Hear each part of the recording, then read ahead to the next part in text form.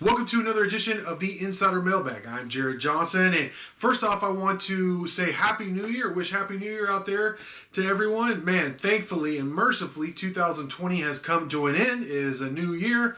We could all hopefully, at least in some respects, begin fresh, begin anew, and hopefully it's got to be better than last year, right? I don't want to jinx it, but 2021 has to be better than this historic year that we just made it through.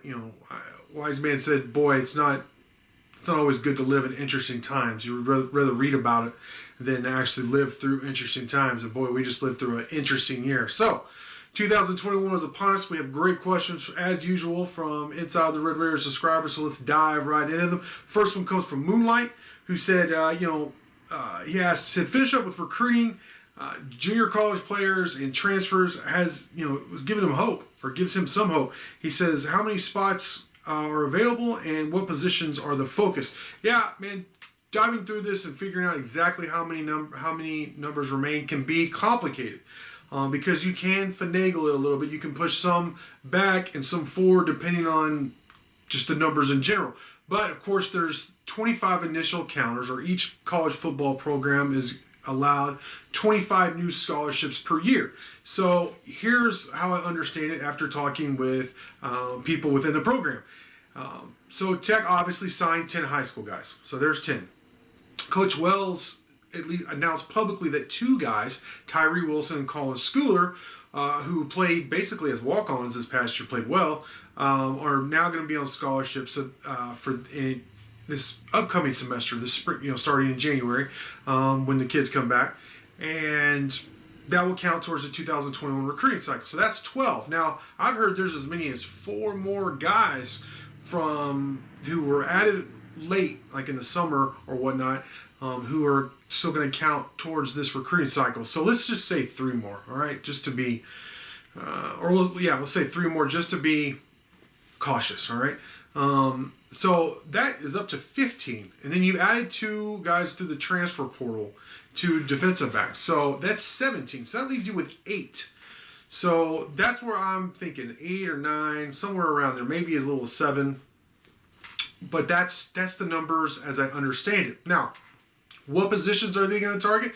Well, Coach Wells has said it himself, and this is no secret, but offensive line, they need at least a couple of experienced guys to come in.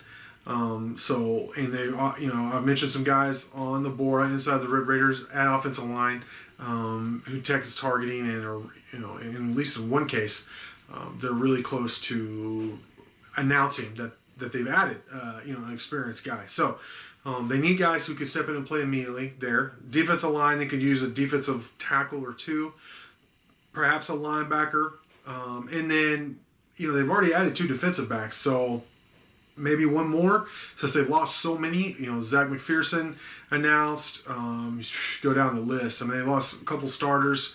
Leggett is one. They've lost some guys there in the secondary and some younger guys, some depth guys. So they need to. Alex Hogan, I think, is definitely worth mentioning to see how many more defensive backs they go after. But the most interesting position will be quarterback for me. Are they going to stay pat with veterans? Perhaps they're not sure if they can, be stars and kind of get them over the mountaintop, or do they feel good about some of the younger guys like Donovan Smith and obviously Baron Morton, a true freshman? Do they feel good about any of those guys that are in the mix to be the guy next year, or are they going to bring in, a veteran kind of placeholder for a year? So that would be interesting to see. I think they're definitely in the market for a quarterback, but it's got to be the right fit. So we'll have to see. It's going to be interesting. It's going to be the most wide open. There's going to be more talent in the transfer portal than ever before.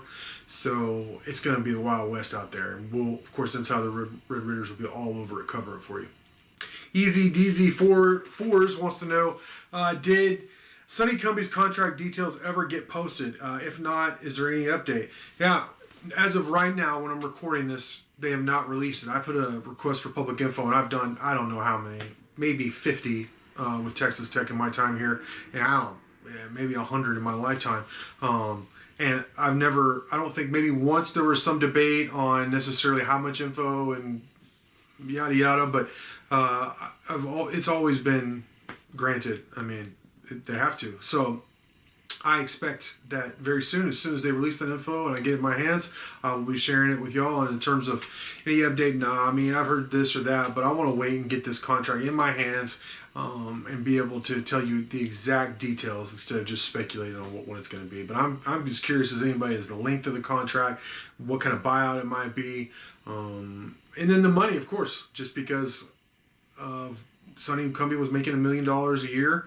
At one point, at least at TCU, and and Tech has been kind of cheap with assistant coaches, comparatively speaking, to other big Power 5 schools. So it'll be interesting to see how much they opened up the old bank account in these trying times for Sonny Cumbie. All right, the next question comes from Techson, who says, "Has Tech ever hired an OC?" Speaking of Sonny Cumbie, who has spent the last decade of his coaching career in the conference, in the Big 12.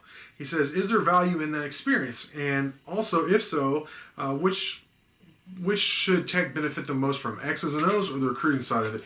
Well, that's a good question. I can't think of anyone off the top of my head who has spent that much time in the Big 12, like staying within the Big 12 right prior to joining Texas Tech like Sonny Cumbie has. I mean, now it's not just the Big 12, but obviously he's familiar with Texas Tech. So there's a lot to be gained from that. I do think X's and O's. I do think it's a big deal that he knows how the Big 12 operates, what to expect from other Big 12 defensive coordinators and teams, and just all that. Experience does matter in all walks of life, in my opinion. I do believe in paying your dues. I do believe in continuing to work on your craft, and that's how you get better. How do you get to Carnegie Hall? Practice. So one of my favorite movie quotes there. So will it help? Where will it help most? X's and O's or recruiting? And I think both. I mean, the lay of the land with recruiting. Obviously, Sonny Cumbie knows West Texas, being from Snyder and being a former quarterback and coach at Texas Tech. Obviously, he knows DFW because of that, but also because of his time at TCU. So, it's going to help. He knows who's what and what coach's office and to go into and all of that. Just the logistics of it, what each coach is looking for, what kind of player, where to find what kind of player normally, just all those little things with recruiting and just the connections, which it is a relationship business, recruiting, and it's a cliche, but it's a cliche for a reason. Recruiting is all about relationships, and he has great relationships throughout the state, so that will help without a doubt. And X's and O's, just knowing the other defensive coordinators, knowing he obviously knows Texas Tech's personnel, he knows the personnel throughout the conference. It's big in both areas. It is. Now, I still say I want to see who the quarterback's going to be. So it always comes back to, I know, but that's just kind of been lacking here recently. So great quarterback makes an offensive coordinator look great, makes him look really smart, so we'll have to see there. But everything I just said about in terms of his experience in the conference helping. Now, on the flip side, a lot of the other in the conference know him as well. So that's something to keep in mind. All right, Texas Tech Austin asks, he says, "After seeing a couple of conference games, what is the floor and what is the ceiling for Tech basketball within the range? Within that range, where do I expect them to land?" Yeah, I don't think Tech is going to win the Big 12 this year. I just, I hate to count out a Chris Beard coach team. I really do, and especially a very talented one, and it is. But I just don't. I think the absolute ceiling would be second in the Big 12. And I think the floor is sixth in the Big 12. Because the other good team, I think Baylor wins the Big 12. And then you got Kansas, that's 2. West Virginia, that's 3. Texas, that's 4. And I don't think they're going to be a factor in terms of this conversation. But you got both Oklahoma State and Oklahoma, those two to consider. So, I mean, I don't think Tech would drop as far as 7. I really do think the floor is 6, but I don't expect Tech to finish second or 6th. I expect them to finish 4th in the conference, and I'll give you my reasons why. First off, let's talk about the positives. Kevin McCullough's back. He looked really good against Incarnate Word. Granted, it was Incarnate Word, but he looked ready to go. As I record this, Tech was preparing to renew Big 12 play. They're 1-1 right now after narrowly losing to Kansas and narrowly beating Oklahoma there.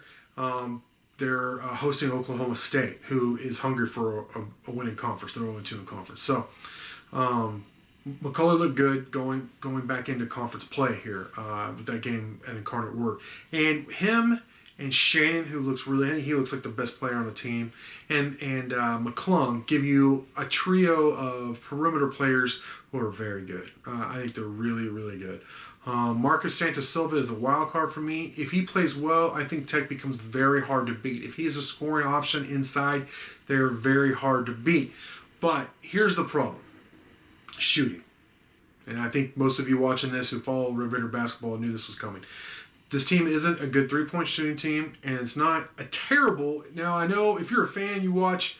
It seems like Tech misses like half his free throws, but they're shooting around average, like middle of the pack in Big 12 from the free throw line. They actually shot 97% in the win over Oklahoma, and thankfully, because they wouldn't have won without it. But they have a couple guys who are terrible, Peavy and Santos Silva, from the free throw line, but the rest are decent to very good. So, they're about 67% or something like that, last I checked, from the line, which is okay. But where I'm really concerned is three-point shooting, because they need to be better. I think if this team's going to be one of the top 2 or 3 teams in the Big 12, a high seed in the tournament, and really make another run, then they just have to shoot better. They don't have to shoot a lot better, but they need to shoot better from deep.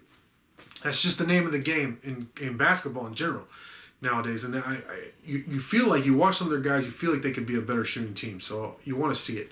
And we're going to have to see it. So where I think they might make a little bit of improvement, but I don't know if they'll be able to make monumental improvement in that area. But I do think Tech finishes 3rd or 4th in conference, and they'll end up being, I'd say a 4 or 5 seed in the NCAA tournament. And, if they get hot, look out, because they can beat anybody with Coach Beard, Coach Adams, dialing up the X's and O's, and if this team does get hot. So we'll have to see. I think this is a very good team. There's going to be a lot of highs and probably some lows, but that's usual. This is a team that I think we would all would have begged for most years, following Texas Tech basketball. Red Raider 81 says, JJ, if you could change the results of a single play this season on offense, defense, and special teams, what play would you change of each, and what would the results of those changes be? All right, I would say on offense, I would change a late game interception against Kansas State, where Texas Tech could really take momentum, and Columbia threw a deep pass, which I feel like, he took a shot in one-on-one with the big receiver, so I understand, but it was intercepted. That delivery was kind of bothered, I think, in the pocket by a pass rush, but I feel like they were running the ball well. If they could have just kept up that methodical pace, they would have scored and probably won the game. And I'm going to stay in the same game because I feel like Kansas State was a very winnable game. And on defense, Eric Monroe, he bottom line is a very weak-looking effort on. This is also late in the game against Kansas State when the tight end caught like a drag route and looked like he was going out of bounds. And I don't know, Monroe gave him just kind of a patty cake type tackle to try and push him out. And instead, he rumbled down the sideline for a big play. And that was really one of the turning points of that game. I feel like if you just make that tackle and make them methodically drive the field, then, bend but don't break. Tech would have a good chance of getting a stop there, or at least kind of just the feel of the game would have been different. So I feel like that was a very winnable game. And just definitely, you change even one of those 2 plays, I think Tech wins. But if you change both of them, certainly I believe Tech wins that game. And then on special teams, to me it's easy. Recover the onside kick against Texas. If Zach McPherson comes up with that onside, first team All Big 12 performer, by the way. McPherson is declared for the NFL draft. But if he had just made that play and that onside kick, the Red Raiders beat Texas. And that's a huge win for Coach Wells and the whole program there. So with that, I want to thank you for watching. Great questions, as always, from inside the Red Raiders subscribers. Happy New Year, and until next time.